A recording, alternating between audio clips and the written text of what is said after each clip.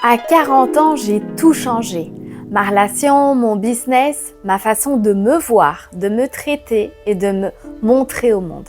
Pas parce que j'avais tout raté, non, pas parce que j'étais en dépression non plus, et ma vie n'était pas du tout un désastre. Par contre, j'avais passé des années entières à tout faire pour les autres et rien, véritablement rien pour moi. Et toi aussi, si tu es là devant cette vidéo, c'est peut-être parce que tu commences à sentir ce truc, ce petit vide, cette fatigue, cette sensation d'être partout et nulle part en même temps. Alors reste parce que ce que je vais te partager aujourd'hui, ça a changé ma vie et je le vois changer la vie de toutes les femmes que j'accompagne. Moi, c'est Mel et je suis médium. J'accompagne les femmes hyper indépendantes à se choisir, dans leur vie privée, dans leur business, dans leur façon d'être femme. Et avant de te parler de tout ça, j'ai envie de te parler de qui j'étais, parce que je pense que tu vas te reconnaître. J'étais thérapeute. J'avais choisi un métier où je prenais soin des autres et j'étais bonne dans ce que je faisais. Mais derrière la thérapeute, il y avait une femme épuisée, une femme qui ne savait pas dire non, une femme qui se cachait derrière ses vêtements, derrière ses clients, derrière les gens qu'elle aimait. Je cochais toutes les cases qu'on m'avait appris à cocher. Le travail, les relations, l'apparence de quelqu'un qui gère. Et pourtant, il y avait quelque chose en moi qui criait. Pas fort, pas de manière spectaculaire, mais ça criait. Et pendant longtemps, j'ai fait ce que beaucoup de femmes font. J'ai ignoré ce cri. Je me suis dit que c'était normal d'être fatiguée, que tout le monde vivait comme ça, que je n'avais pas à me plaindre parce que, objectivement, ma vie, elle n'était pas si mal. Mais le problème avec ce cri intérieur, c'est qu'il ne s'arrête pas. Il attend, il est patient.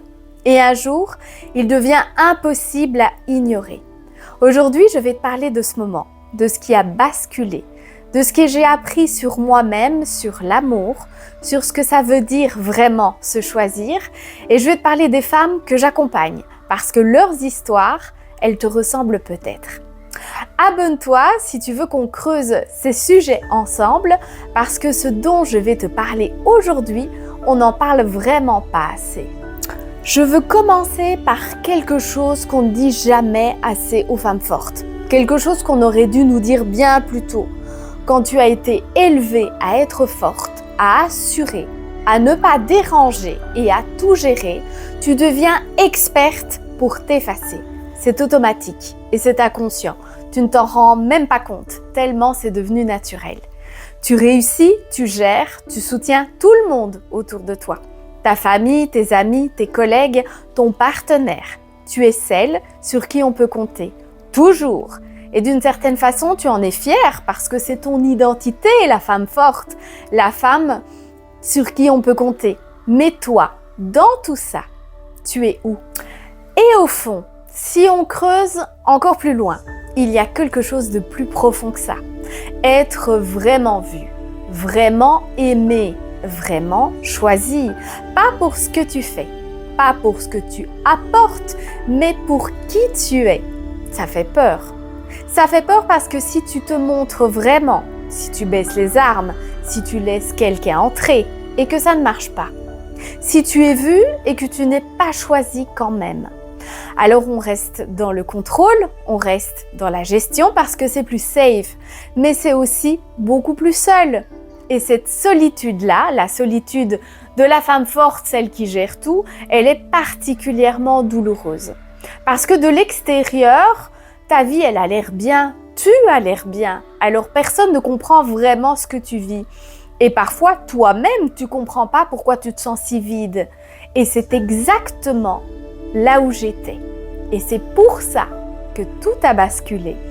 Il y a eu un moment dans ma vie, un moment précis, où j'ai compris que de continuer à vivre comme ça, c'était mourir à moi-même. Lentement, silencieusement. Ce n'était pas un drame, ce n'était pas une crise spectaculaire, c'était bien plus subtil que ça. C'était une accumulation, une fatigue profonde, une petite voix intérieure qui disait « ce n'est pas ta vie, ce n'est pas qui tu es vraiment ». J'ai pris des décisions radicales, sur ma relation, mon business, sur ce que j'allais enfin oser montrer au monde et ce que j'avais caché pendant trop longtemps. Oui, ça a inclus de quitter une relation, mais c'était pas le sujet. Le sujet, c'était moi, enfin, pour la première fois. Et autour de moi, les gens comprenaient pas. Comment tu peux tout quitter? Comment tu peux prendre ces risques?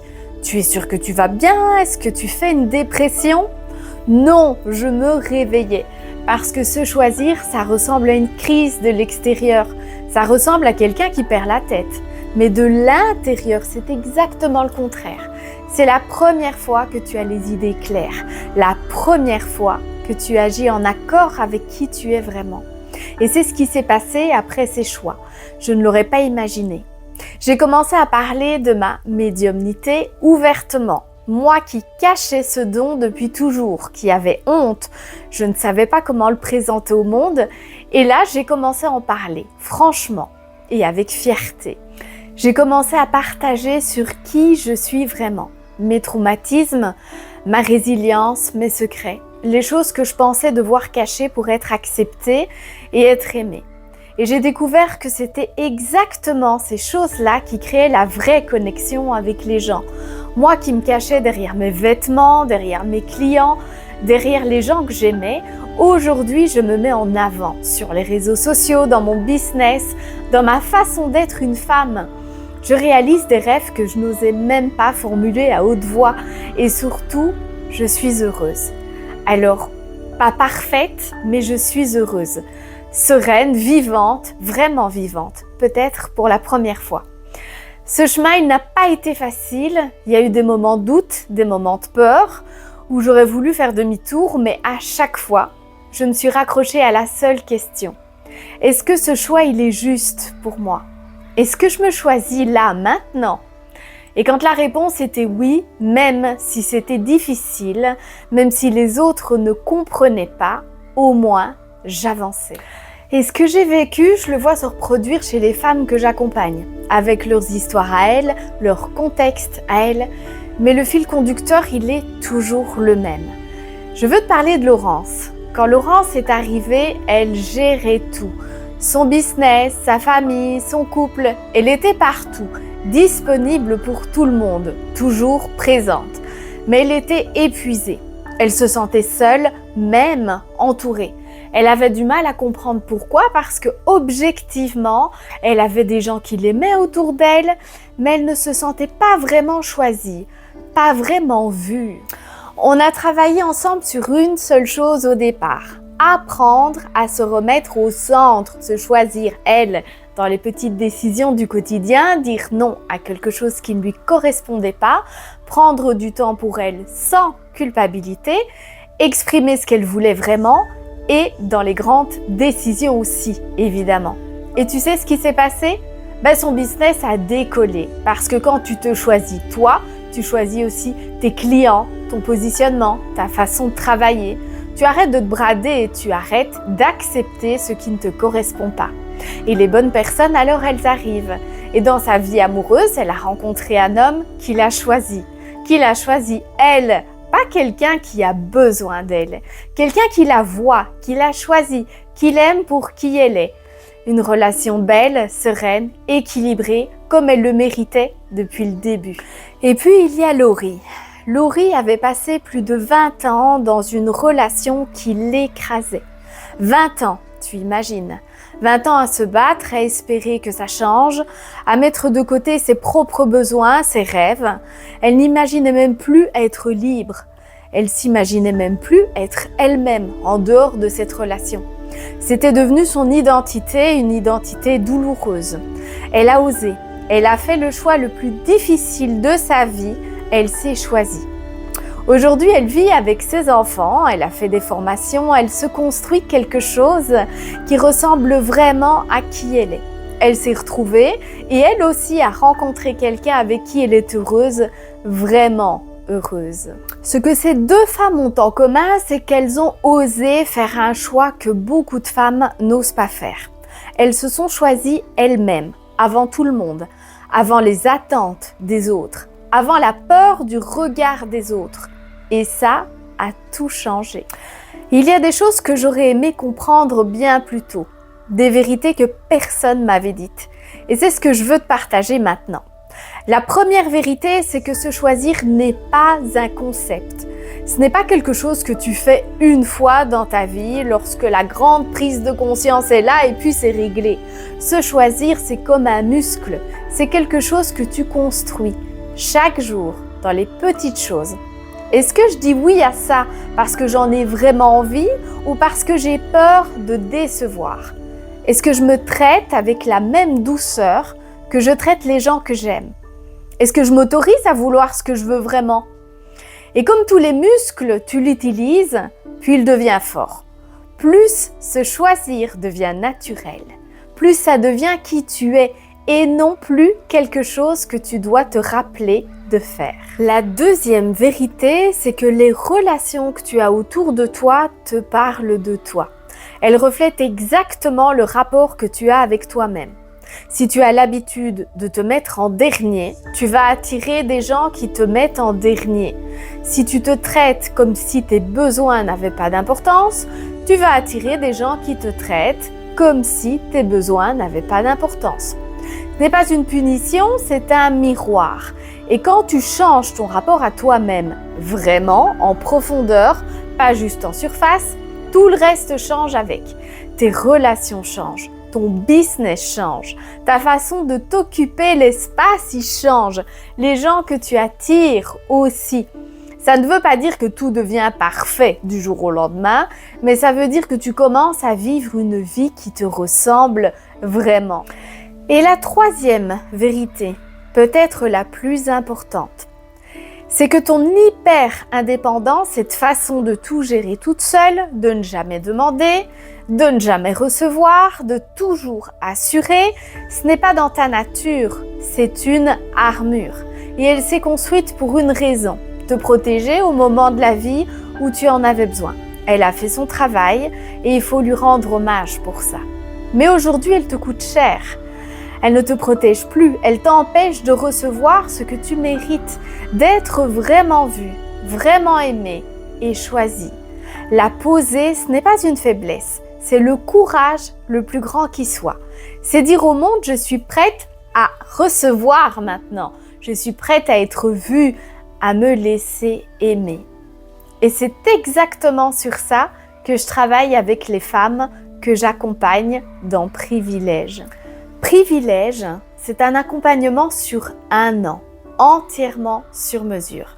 Luxueux dans tous les sens du terme, parce que je crois que les femmes qui ont tout donné aux autres méritent enfin de recevoir quelque chose d'exceptionnel pour elles.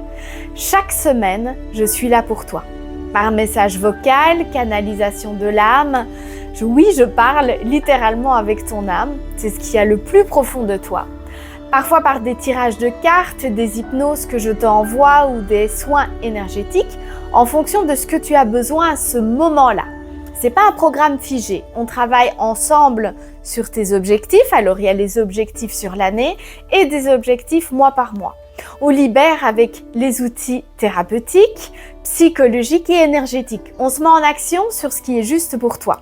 Je te chouchoute vraiment des surprises, des cadeaux, des attentions, des moments rien que pour toi, des dîners, des massages, des choses qui te rappellent que tu mérites vraiment d'être chouchouté toi aussi, parce que toi aussi, tu mérites le privilège. C'est du luxe, pas du luxe ostentatoire. Le luxe de se sentir vraiment accompagné, soutenu, vraiment choisi.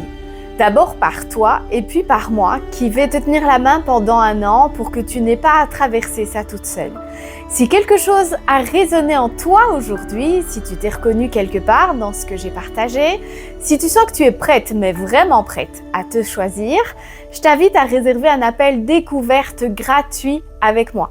C'est un espace pour toi. On regarde ensemble où tu en es, ce qui te bloque, ce qui deviendrait possible si tu décidais enfin de te mettre en premier.